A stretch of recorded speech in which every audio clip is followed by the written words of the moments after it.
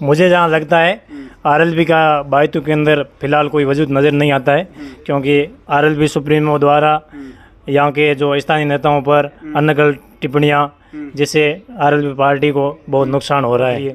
मैं तो राजस्थान के नए मुख्यमंत्री के रूप में हरीश चौधरी को ही देखना चाहता हूँ। सही बात है, लेकिन क्या है कि अब बाकी जिलों में भी रेट बढ़े हैं, तो इस वजह से बाड़मेर में भी रेट बढ़े हैं, लेकिन रेट तो सरकार को कम करने चाहिए। मुख्यमंत्री जी ने बायतू में एक बार फिर हरीश चौधरी भारी मतों से एमएलए बनेंगे। मुझे जहाँ लगता है 15,000 से अधिक वोटों से जीतेंगे।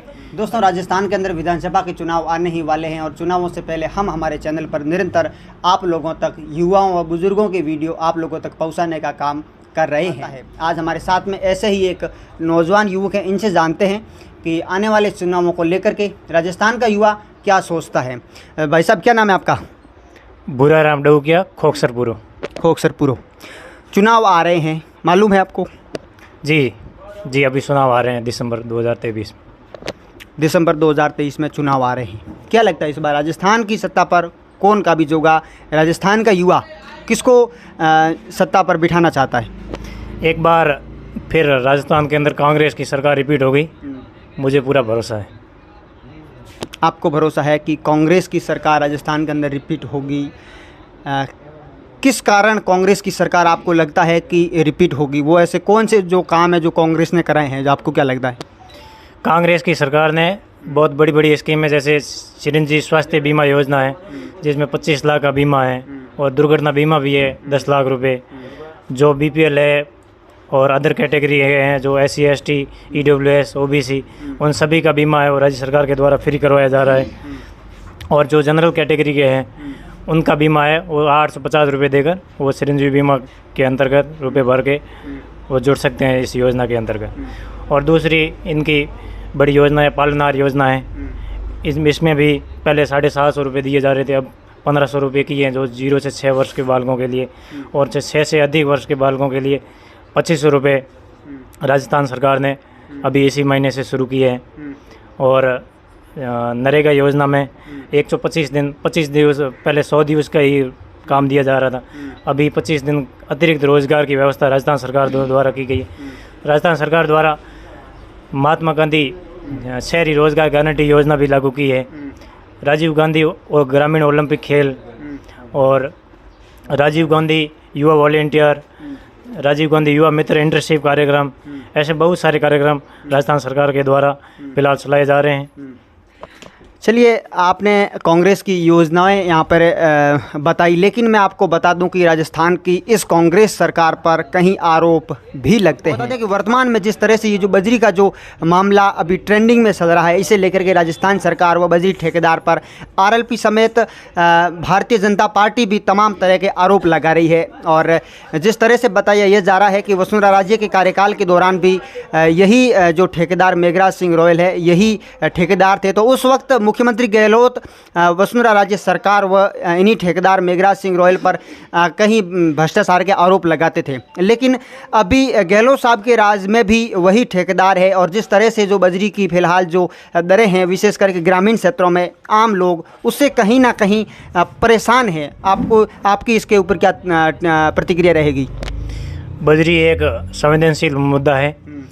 बजरी के वर्तमान में बाड़मेर में जो और राजस्थान के अंदर अन्य जिलों की तुलना में भाव कम है, फिर भी अपन लेकिन ये देखिए ये गलत बात है। भाव कम है, आपने जहाँ पर 10,000 रुपये में जो गाड़ी आ सकती थी उसको आप 30,000 35,000 तक लेके जाते हो। उसके बावजूद भी अगर किसी ज़िले के अंदर 100 500 1000 रुपये ज़्यादा है तो आप उससे तुलना करते हो कि उससे कम है। ये कौन सी, ये राहत वाली बात नहीं है।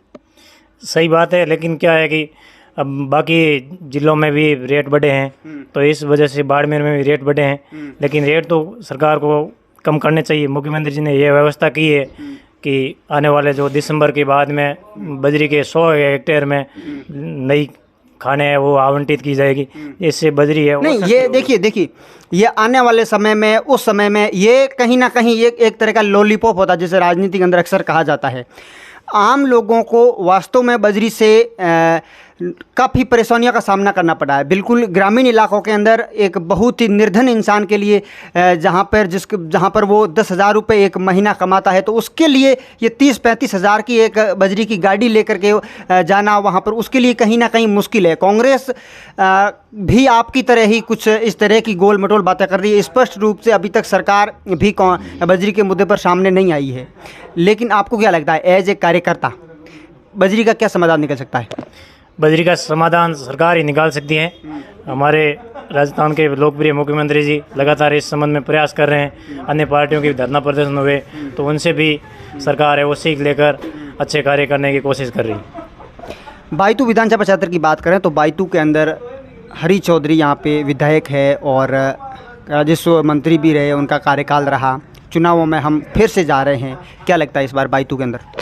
बायतू में एक बार फिर हरीजी चौधरी भारी मतों से एमएलए बनेंगे। मुझे जहाँ लगता है 15,000 से अधिक वोटों से जीतेंगे।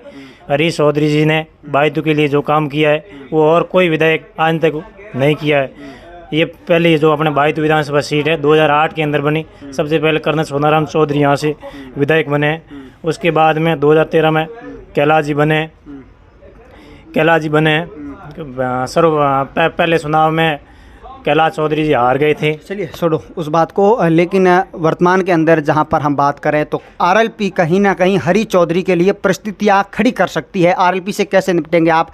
और भारतीय जनता पार्टी की भी परसों बायतू के अंदर जिस तरह से लोकसभा स्तरीय जो जनसभा हुई थी उसके बाद कहीं ना कहीं भारतीय जनता पार्टी भी चुनावों में उतर चुकी है। उन्होंने आगाज़ कर दिया है और आरएलपी तो लगातार बजरी के मामले को लेकर या तमाम मुद्दों को लेकर के राजस्थान में कांग्रेस सरकार के खिलाफ है। क्या लगता है बायतू में आप आरएलपी से कैसे निपटेंगे? पिछली बार भी जिस तरह से हरीश चौधरी को जो चुनौती दी थी आरएलपी की तरफ से, वो भी कहीं ना कहीं एक बड़ी रोचक थी।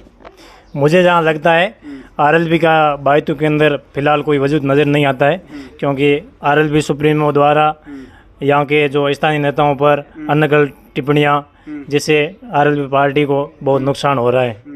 और हरीश जी द्वारा बायतू के अंदर बहुत सारे विकास कार्य करवाए गए। बायतू महाविद्यालय को पीजी में क्रमांत करवाया। बायतू में कन्या महाविद्यालय की सौगात दी। बाटाडू में कृषि महाविद्यालय खोला गया। गिड़ा में राजकीय महाविद्यालय खोला गया। पाटोदी में महाविद्यालय खोला गया। हीरा की डाणी में कस्तूरबा गांधी बालिका। चलिए बहुत अच्छी बात है। बहुत अगर विकास का काम जो भी आप गिनवा रहे हैं बहुत अच्छी बात है। मेरा आपसे अंतिम सवाल है, राजस्थान में हम एक बार फिर से चुनावों में जा रहे हैं। आप ये कह रहे हैं कि कांग्रेस इस बार फिर से रिपीट करेगी, मुख्यमंत्री कौन होगा? एज ए कार्यकर्ता आपको क्या लगता है, आपकी क्या सोच है?